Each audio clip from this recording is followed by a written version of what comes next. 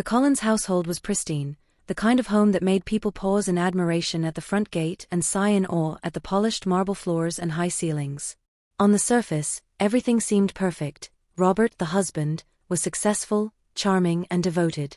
Evelyn, his wife, was elegant, poised, and admired by everyone who knew her. Their life was, by all appearances, orderly and enviable. But beneath the gleaming exterior, tension simmered. Before we go on, I would like to kindly ask that you please subscribe to the channel, like the video and leave a nice comment. It would mean so much to me. Evelyn had been uneasy since the day they hired the new maid, Sophie. She wasn't sure why at first. Sophie was efficient, quiet, and polite. She cleaned without complaint, organized without fuss, and carried herself with a subtle grace that drew attention despite her reserved nature. Evelyn found herself watching Sophie more than she wanted to, noticing how the maid moved through the house, how she smiled, the soft way she tucked her hair behind her ears. At first, Evelyn convinced herself it was just jealousy, irrational and fleeting. Sophie had done nothing wrong. Yet, every time Robert complimented Sophie on a job well done, every time he smiled at her without thinking, a tight knot formed in Evelyn's stomach. She began leaving small pointed comments. "Sophie seems very friendly, doesn't she?" Or "I think we need to make sure boundaries are clear." Robert, for his part, found Evelyn's concerns puzzling. Sophie had always been professional, and there had never been any indication of impropriety. He would nod, brush it off, and tell Evelyn not to worry, yet the tension in her eyes never disappeared. Over the weeks, Evelyn's discomfort grew into obsession. She noticed the way Sophie's uniform hugged her figure, the soft curves that moved gracefully when she bent to pick up laundry or tidy the living room. Evelyn caught herself imagining scenarios she would never admit out loud, feelings she didn't fully understand yet couldn't ignore. Each glance at Sophie made her pulse quicken, her thoughts spin, and her control slip. One evening, while Robert was working late, Evelyn found herself alone in the kitchen with Sophie.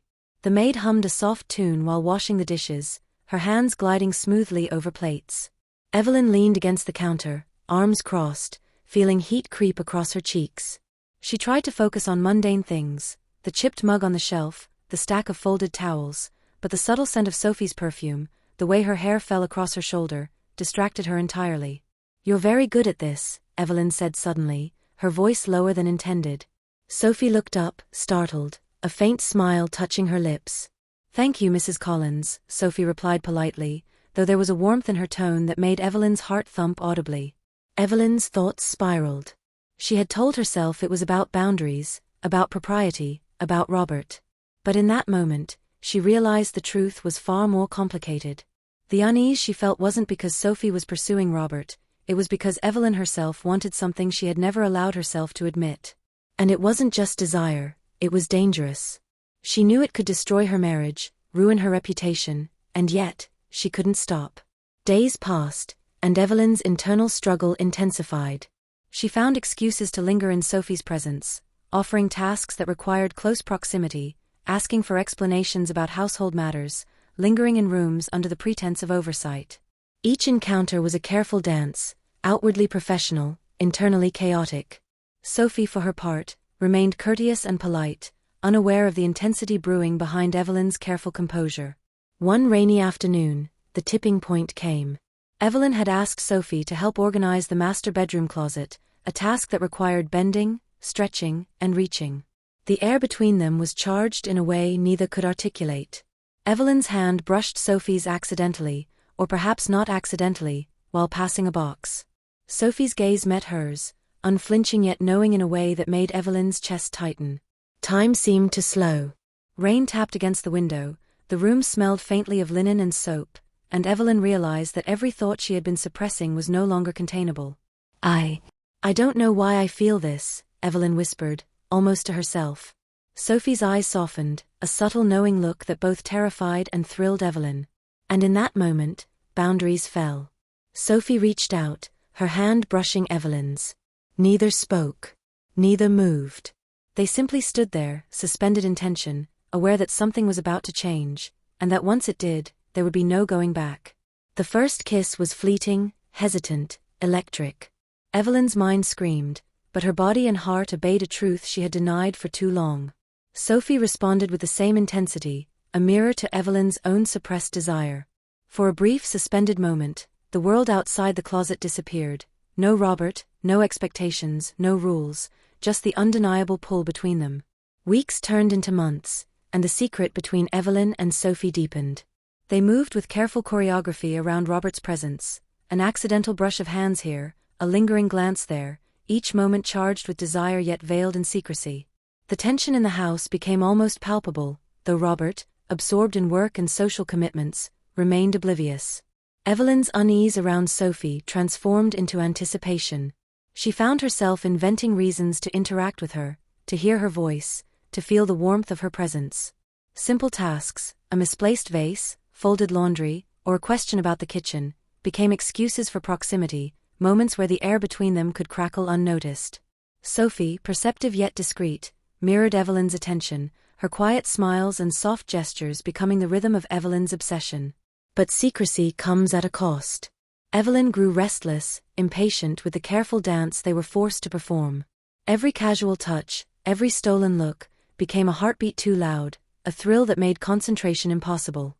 She began to crave more than fleeting moments in hallways or kitchens. She wanted Sophie fully, openly, in ways that were dangerous, exhilarating, and utterly forbidden. One evening, Robert had a business trip that would keep him away for 3 nights. Evelyn felt a thrill she couldn't name, a dangerous, reckless excitement. When she told Sophie, her voice barely above a whisper, "We have the house to ourselves," Sophie's lips curved into the faintest of smiles. The look they exchanged was loaded, heavy with promises they dared not speak aloud. The first night of freedom began innocuously enough. They cooked together, laughing over a spilled sauce and a burnt loaf of bread. Their laughter, light and human, masked the tension coiling beneath every touch. Fingers brushed while passing utensils. A hand lingered on a shoulder, a breath caught too long. The playful moments became something else, something deliberate, intimate, and irreversible. By the second night, the boundaries had dissolved entirely. Evelyn and Sophie found themselves in the living room, the lights dimmed, the rain tapping against the windows like a soft drumbeat. Conversation dwindled, replaced by a shared, electric silence. One look, a tilt of the head, and the distance between them disappeared.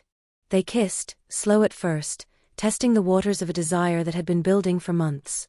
Then, with unrestrained urgency, they pulled each other close, letting the house itself bear witness to their passion. It was intoxicating, chaotic, and messy, the kind of moment that felt impossible and inevitable all at once. In Sophie's arms, Evelyn realized the intensity of what she had denied herself, the truth of her own feelings.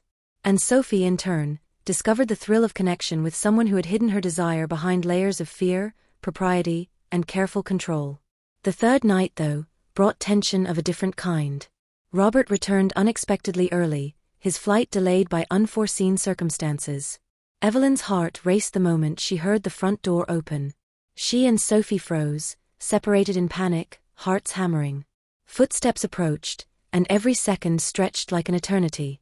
Robert entered, tired, unaware, humming a tune from the airport radio.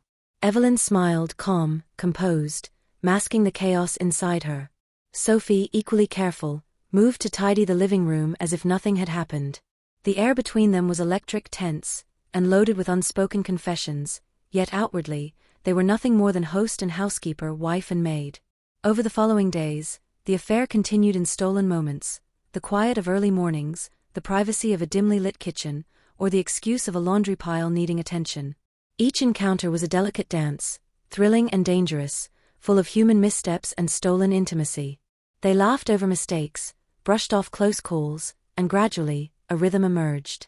But secrets, especially ones built on desire and deception, are fragile. One afternoon, Robert returned home earlier than expected again. This time, he found Evelyn and Sophie in a moment too intimate to dismiss as coincidence. The living room smelled of coffee and faint perfume, and the glance between them was unmistakable. Robert stopped dead, shock rooting him to the spot. For a few moments, silence reigned, broken only by the faint hum of the refrigerator. Evelyn's eyes widened, not with fear, but with a strange mixture of guilt and defiance. Sophie, equally caught, held her ground. Robert began, struggling to find words, to process the scene before him. I don't understand.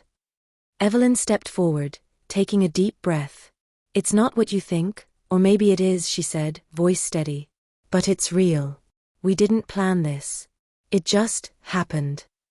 The confrontation that followed was tense, human, messy. Emotions clashed, words flew, accusations were made, but underneath it all, the truth of what Evelyn and Sophie felt could not be denied.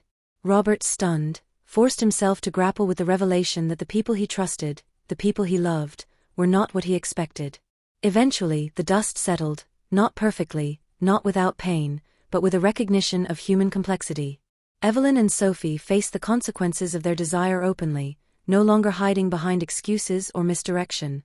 Robert, for all his initial shock, had to reconcile with the reality of love, attraction, and human fallibility. In the weeks that followed, life adjusted to the new normal. Evelyn and Sophie navigated their relationship cautiously, aware of the risks, but embracing the truth they had discovered in each other. Robert, too, found his path, whether toward forgiveness, understanding, or separation remained uncertain, but the house itself, once a stage for deception and tension, became a place of raw, human complexity. The affair was not clean, neat, or morally simple. It was messy, chaotic, and intensely human, a story of desire, honesty, and the unexpected ways in which love can reveal itself. Evelyn and Sophie, bound by passion, secrecy, and eventual acknowledgement, discovered a connection that neither had anticipated, but which neither could deny. The days after Robert's discovery were heavy. Silence hung over the Collins household, thick and almost tangible. Evelyn and Sophie navigated their routines with care, aware that every glance, every gesture, could reignite tension. The intimacy they had shared was no longer secret, yet it was no less real. Robert retreated into his own space, leaving them to confront the truth of their feelings without interference. He spent long hours at work, speaking little, processing more. Evelyn and Sophie, meanwhile, sat together in quiet corners, speaking candidly for the first time without fear of discovery. They explored not only their desire but their connection as people, the trust, the laughter, the unexpected bond that had blossomed between them despite the circumstances. It wasn't simple. Confession brought clarity, but it also brought responsibility. Evelyn had to confront the truth about her marriage, about what she wanted, and about the life she intended to build. Sophie had to navigate the power dynamics, the risks, and the reality of being openly in a relationship with her employer. Each day was a negotiation, an exercise in honesty, and a test of their commitment to each other. Yet, in the midst of complexity, there was joy. Small moments became precious: shared coffee in the early morning, a laugh over a mislaid key, the comfort of a hand held in quiet understanding. The danger that had once made their encounters thrilling now became a reminder of the depth of feeling they shared, proof that desire, once acknowledged, could become something richer, warmer, and enduring. Robert, too, began to reconcile with the reality of human emotion. It was not easy. Pride, betrayal, and shock battled with understanding, acceptance, and the realization that the people he loved were not one-dimensional. In time he adjusted, setting boundaries and deciding how he would move forward, whether in coexistence, separation, or quiet acceptance of their choices remained fluid, but he learned that control was an illusion in a world driven by heart and desire. In the end, the Collins household found a new rhythm. The air remained charged, but no longer with secrecy, only with the honesty of human connection. Evelyn and Sophie, once bound by temptation and clandestine meetings, now lived with the awareness of their feelings, navigating each day with care and intention. Their relationship, unconventional and fraught with risk, became a testament to authenticity, desire, and the unpredictability of love. Life, messy and unpredictable, moved forward. Rain tapped on the windows as Evelyn and Sophie shared quiet afternoons together, smiles exchanged over books, coffee, and conversation. Laughter flowed freely, unburdened by secrecy, while Robert occupied his own space, coming to terms with the truths that had unraveled his assumptions. The house itself, once a stage for tension and hidden desires, became a space of human complexity, a reminder that people, in all their contradictions, can navigate desire, loyalty, and passion in ways that are surprising, imperfect, and utterly real. And so the story ended not with judgment, but with the acknowledgement of truth, that desire cannot be neatly contained, that attraction often defies expectation, and that honesty, once embraced, can transform relationships in ways no one could have predicted.